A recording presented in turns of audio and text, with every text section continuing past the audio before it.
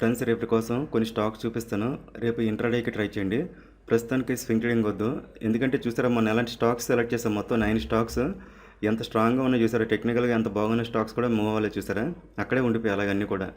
ఎందుకంటే వాతావరణం బాగాలేదు, మళ్ళీ క్రూడ్ పెరుగుతుంది అనమాట. అందుకోసం పెరుగుతుంది కానీ దాని వెనకాల పరిగెట్టకండి. క్రూడ్ చాలా స్ట్రాంగ్ డౌన్ ట్రెండ్, అనవసరంగా ఇరుక్కుపోతారు చూసారు, అందులో ఏ లెట్టరా ఇరుక్కుపోతారు. మళ్ళీ పూర్తిగా మళ్ళీ కన్ఫర్మ్ అయిన తర్వాత దాని వెనకాల పరిగెట్టాలి. మళ్ళీ ఏమైనా దూరారు అనుకోండి, అందులో మళ్ళీ ఒకేసారి 400 పాయింట్లు 500 పాయింట్లు కింద పడేస్తారు.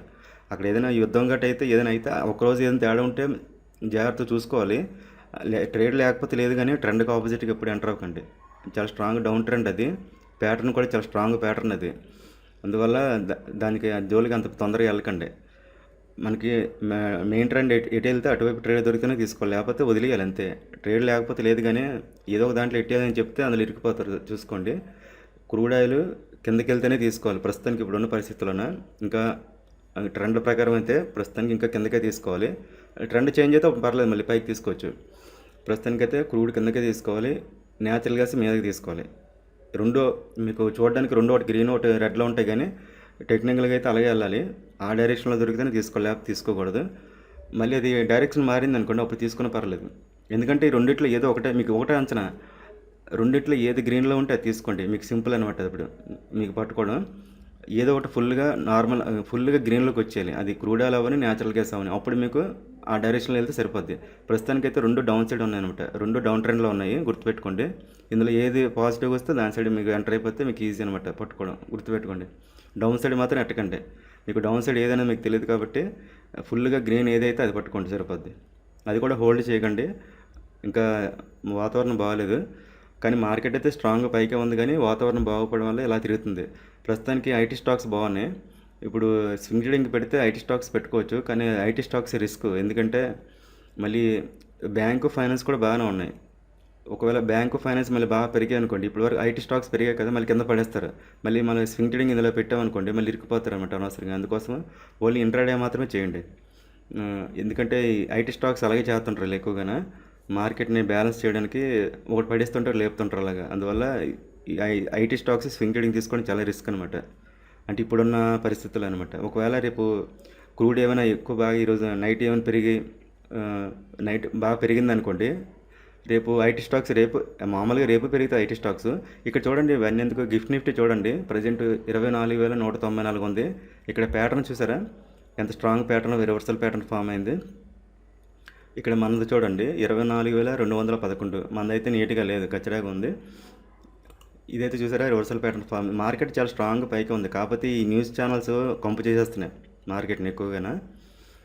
మీరు ఆ న్యూస్ని ఫాలో అవ్వకండి. కాకపోతే స్వింగ్ ట్రేడింగ్ అంటే మనం తక్కువ టైంలో పెట్టి తీసుకోవాలంటే మనకు అవ్వదు.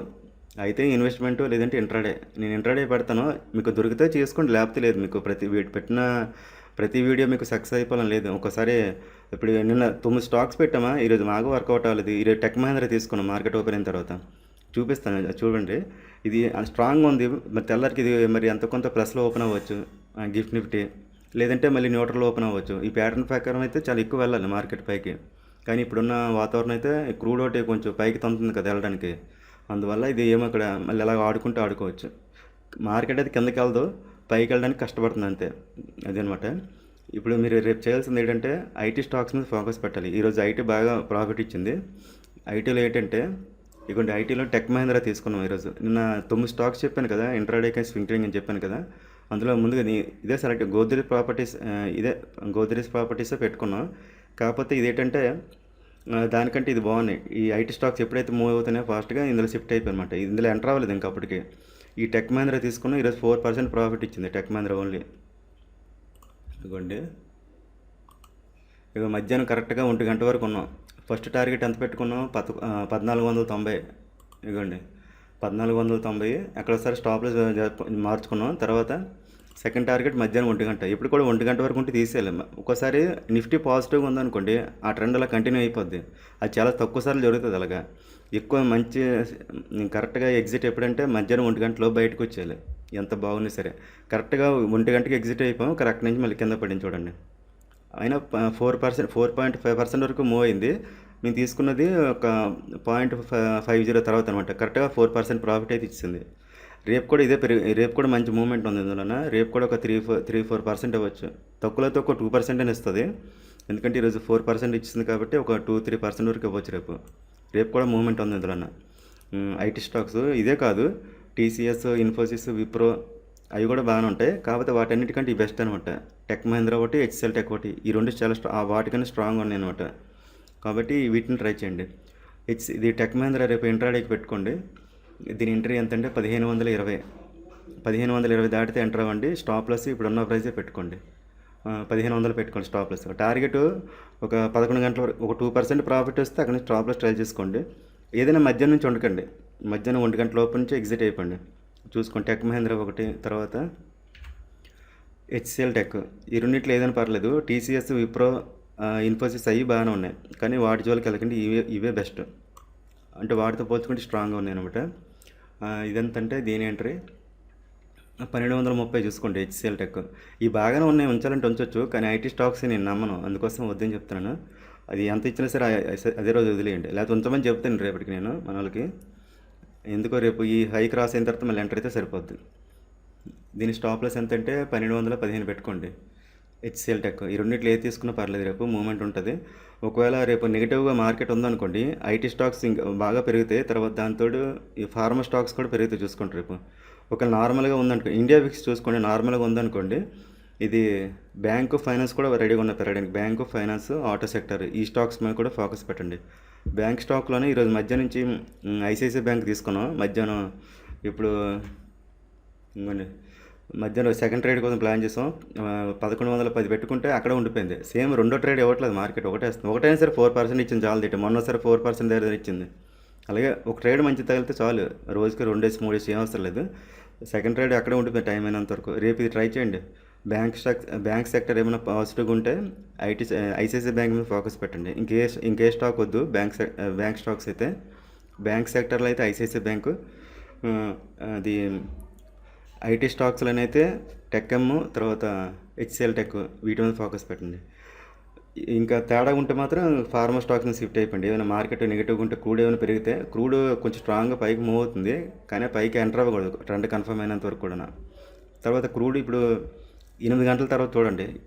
8 కాదు, టైం ఎంత అవుతుంది, 6 అవుతుంది కదా. ఇంకొక 6:30-7 అయితే కానీ క్లారిటీ వస్తుంది డైరెక్షన్ అనేది, అప్పుడు ఎంటర్ అవ్వచ్చు. ప్రస్తుతానికైతే రెండు కూడా క్రూడ్, న్యాచురల్ గ్యాస్ రెండు కూడా డౌన్ సైడ్ ఉన్నాయి చూసుకోండి. ప్రస్తుతానికి స్వింగ్ ట్రేడింగ్ వద్దు. నిఫ్టీ పాజిటివ్గా ఉండాలి, ఫుల్గా పాజిటివ్గా ఉంటే అప్పుడు మనకి తీసుకుంటే అంత కొంత ప్రాఫిట్ వస్తుంది స్వింగ్ ట్రేడింగ్ చేస్తే. ప్రస్తుతానికి వద్దు.